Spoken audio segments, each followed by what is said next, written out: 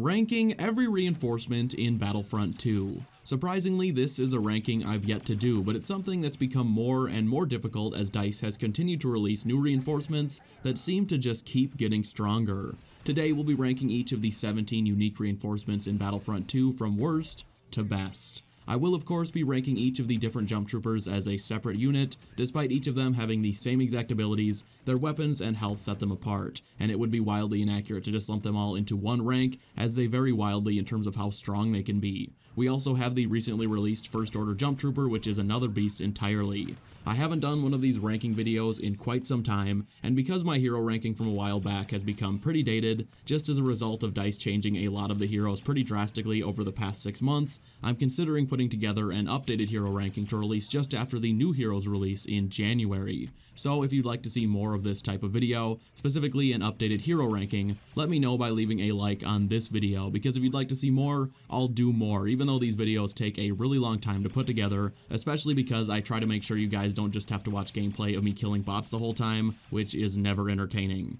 Anyway guys, while we go through the ranks, keep in mind that none of these reinforcements are necessarily bad. DICE has continually made reinforcements more and more powerful as they expand the roster, and because of that, some of the older reinforcements have just become outclassed by the new, while some have held their own over time and will still come in near the top of today's list. Okay, with all that out of the way, let's just jump into our number 17 position, which goes to the Imperial Rocket Trooper. Choosing which unit had to come in at the very bottom was very easy, as while the Imperial Rocket Trooper does have great mobility just like the rest of the aerials, it has by far the weakest blaster of any unit, and unlike a different aerial we'll discuss later, the Imperial Rocket Trooper isn't given higher health to make up for the fact it has to deal with the default heavy blaster. It can get the job done in point blank range, but that's just the problem. With a class like the aerial, you don't want to have a weapon that's completely inaccurate past close range, and that's exactly what the default heavy blaster is. Additionally, it takes forever to cool down. The aerial excels at using their mobility to give them a huge advantage over others, but because the Imperial Rocket Trooper has a weapon that's useless past close range, you have to be directly in people's faces to damage them.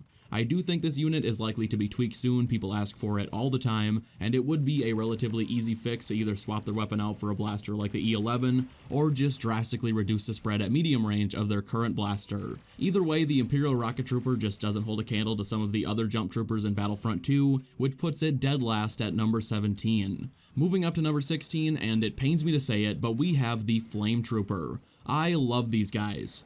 In about 10 to 15% of situations. Final phase of Takodana, they're great. Lock down a hallway on the second phase of Jakku, also great. However, in the other 85% of situations where you aren't indoors and are required to be out in the open in any capacity, Flame Troopers are just sitting ducks, as they have no options for kills at anything past point blank range other than their grenade, and unfortunately most of the sequel trilogy maps just don't lend themselves to that style play, at least long enough for Flame Troopers to be a better pick over other units. If you are dealing with dumb players who just run directly in your face over and over again, yeah, they'll be an easy kill, but anyone smart enough to keep their distance slightly and pick you off is going to have a very easy time of it. I think I can count the amount of times I've been killed by a Flame Trooper on one hand, and I would guess most of those times were when I got a little too cocky with a hero and they had overload ready to go and just melted me. As I said, Flame Troopers are super situational, and now that the First Order has the new Jet Trooper and Sith Trooper available as other reinforcements, I'm unlikely to ever use a Flame Trooper outside of those occasional situations where they really do shine.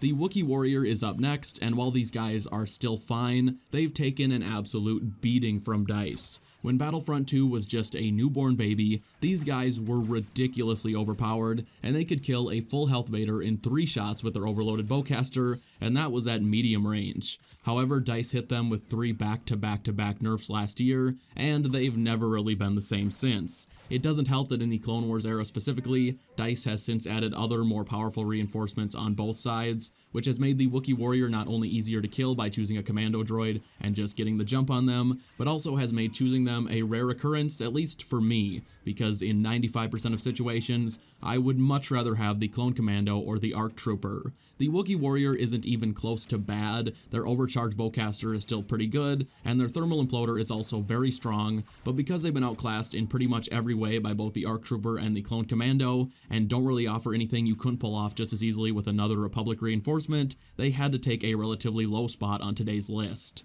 Rolling right along at number 14, we have the Droideka. When these guys first released, immediately everyone cried they were underpowered, which I really didn't agree with. At point blank range, their blaster absolutely shreds, and their mobility is unmatched. They are excellent for flanking. When it comes to weaknesses, well, their blaster is a pea shooter past close range, as the damage drop off is very drastic, and their transformation animation before they can begin shooting is very lengthy, which leaves them pretty exposed.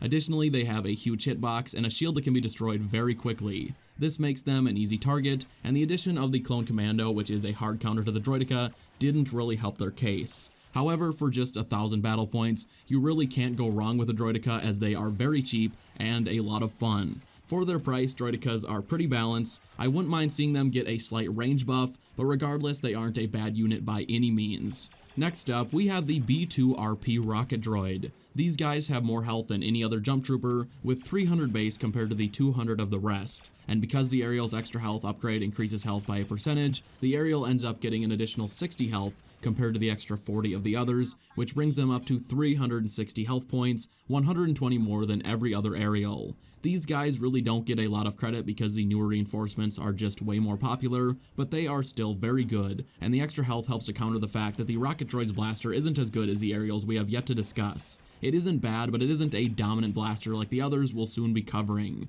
The Rocket Droid Aerial also has a weaker dash than the others that covers less distance, which I imagine is to help balance out their additional health.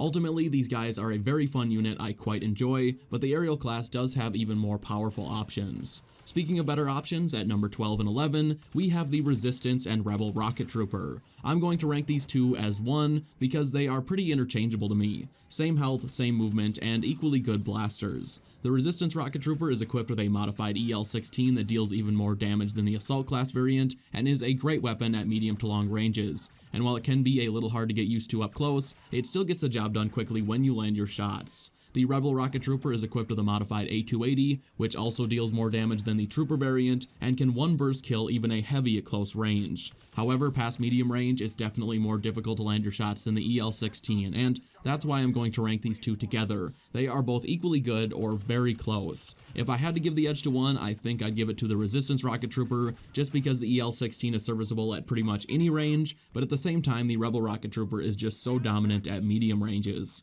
That being said, they are both very strong. Moving into our top 10, we have the ARC Trooper, who are still very powerful despite what some people would tell you. Their helmet scanner speaks for itself by revealing nearby enemies, their power blast gives the ARC Trooper an option for easy kills at long range, and the shock trap is excellent for catching enemies off guard. Their dual-wield pistols are both their strongest attribute, and what holds them back from taking a higher position on today's list. The ARC Trooper's pistols are perhaps the best primary in Battlefront 2 for taking out one or maybe two enemies. They have an insanely quick rate of fire, which leads to a very high damage output. However, because of a pretty huge and semi-recent nerf from DICE, their pistols overheat way faster than any other reinforcement weapon in the game. Because of this, the ARC Trooper tends to get overwhelmed more easily than other reinforcements, but the ARC Trooper is so strong in the 1v1 department that I would probably take them over almost any other light side unit in a straight one-on-one fight. Outside of that though, there are better options, but the ARC Trooper holds its own surprisingly well even after their nerf. Next up at number 9, we have the Clone Jet Trooper. Do I even need to explain how this very cheap unit takes a spot near the top half of today's list? I probably don't have to, but I will anyway, and it all comes down to their pistol. It is among, if not the single most powerful reinforcement weapon in the game. At pretty much any range, this thing absolutely slaps enemies. Their pistol has no recoil, very little damage drop-off even at very long ranges, and has high damage and a high rate of fire. It can kill all 4 classes in 2 shots to the head from pretty crazy ranges, and even once the damage drop-off kicks in, the most headshots it will take is 3. Combine their insanely powerful pistol with the excellent mobility of the Aerial class, and you have a ridiculously strong reinforcement that will only cost you 1,000 battle points. At number 8, and we are now in the top half of today's list, we have the newly introduced KFX Spy. When you are outdoors, these guys can be stronger than certain heroes. Their scanner beacon allows them to call in an orbital strike when outdoors, which is very strong and will grant you many free kills. However, when indoors, their orbital strike obviously can't be used, and that ability is what really sets them apart. Their base pistol is very good if you can land your shots. It's awkward up close and at medium range, but pretty easy to use at long ranges. Their truncheon attack, which is their melee ability, can be a little unreliable. It doesn't track nearly as well as the Commando Droid's Vibro Sword, but it still usually gets the job done. Their rapid fire ability is fine, it does dish out a lot of damage very quickly, but it is so short-lived and hinders your mobility so drastically it will end up getting you killed at times. The KFX Spy comes in pretty much right in the middle of the pack because they are a reinforcement that is a top 3 choice when you can utilize their orbital strike, but when that isn't an option, they are more a number 12 or 13 pick, which evens them out to be right in the middle of the rank as a whole. Great reinforcement, somewhat situational, but very powerful if you know when they are best utilized. Another newly introduced reinforcement is up next, the First Order Jet Trooper. These guys are just great. Their jetpack gives them the best mobility of any flying unit in Battlefront 2, and that includes Boba Fett. Their blaster/grenade launcher combo works extremely well, and if you switch between them as you overheat, it's relatively easy to never have to stop firing. These guys rank so high on the strength of their jetpack and blaster combo alone. Their tackle ability is best used for only covering ground quickly. If you try to use it to actually get kills, you are just putting yourself in a really bad situation. I'm so glad DICE put the time in to create such a fun new reinforcement, and I hope we get to see some of these new jetpack mechanics extended to the other aerials in the near future. Just shy of our top 5, the Sith Trooper comes in at number 6. The Sith Trooper is pretty much the assault class on some premium steroids. Their SMG is very strong up close, and their repression grenade is incredibly useful for not only getting kills, but holding an enemy back by delaying their health regen for a whopping 8 seconds. Additionally, their combat rush, which triggers your own health regeneration for every kill, is even better when you combine it with Seeker Tactics, which not only reveals nearby enemies, but also has a star card upgrade that grants you health on kill while the ability is active. Their SMG is also equipped with alternate fire for long-range engagements, so you'll never really find yourself in a situation where the Sith Trooper can't excel. I would say these guys are probably the most well-rounded unit in Battlefront 2, which makes them worthy of such a high placement. Moving into the top 5, we have the B2 Super Battle Droid. These guys are very simple and very strong. Their rocket launcher, when combined with the additional explosive radius upgrade, is going to score you free kills at every choke point. Their fortify ability combined with their battle hardened star card upgrade will bring them up to an absurdly high 535 health, which competes with certain heroes, and their overload ability tied to a pinpoint accurate blaster means the B2 Super Battle Droid is pretty unstoppable in the right hands. I've seen some people rank these guys really low. I'm not sure if they're playing the same game, as even statistically these guys thrash most other prequel era reinforcements, and because of that they come in at number 5. At number 4, we have the highest ranking reinforcement that's been with us since day one, the Death Trooper. These guys are actually kind of similar to the Super Battle Droid, but even better. Their health maxes out at 595, their overload ability has the same exact damage output as the Super Battle Droid, and their explosive, which in the case of the Death Trooper is the Sonic Imploder, is a bit stronger than the B2's wrist rocket. These guys are just hero-killing machines. Their high health makes them very difficult to take down at times, and their Sonic Imploder has such an absurd range, you'll be revealing enemies from halfway across the map. Their base blaster without overload is also a contender for one of the best weapons in Battlefront 2, so these guys just have everything going for them, and are by far the best of the original trilogy era reinforcements. Moving on to number 3, we have the Ovissian Gunner. The Gunner was probably the new reinforcement I was least looking forward to, yet they ended up being the strongest of the 4. Their rotary cannon, even without abilities, is pinpoint accurate with an extremely fast time to kill, and when you activate defensive stance, you are able to freely fire the weapon without overheating, and any damage you deal will not only heal you, but also your teammates, which allows you to lock down just about any choke point by yourself. Their anti-armor mode, which grants them additional damage to enemy vehicles, is actually a little absurd. It takes down ATST so ridiculously fast I oftentimes feel bad for the person I killed, as they essentially just wasted their battle points. A lot of people are calling for a nerf to the Ovissian Gunner. I'm not sure if that will happen, but as of right now they are an elite reinforcement and a great choice in just about any situation. Number 2 takes us to the reinforcement that, upon release, was stronger than many heroes. I am of course talking about the Clone Commando, and even though these bad boys have since been nerfed, they are still so good. The Clone Commando just has everything going for it. Their battle focus allows them to take so much punishment without losing a shred of health it's almost absurd. Their base blaster is very good at close to medium ranges, and if you need to take out a vehicle or engage with an enemy past their blaster's effective range, just switch to your anti-armor grenades and profit. This goes for the next unit as well, but the Clone Commando is easily stronger than a couple of the lower tier heroes, and they are much cheaper.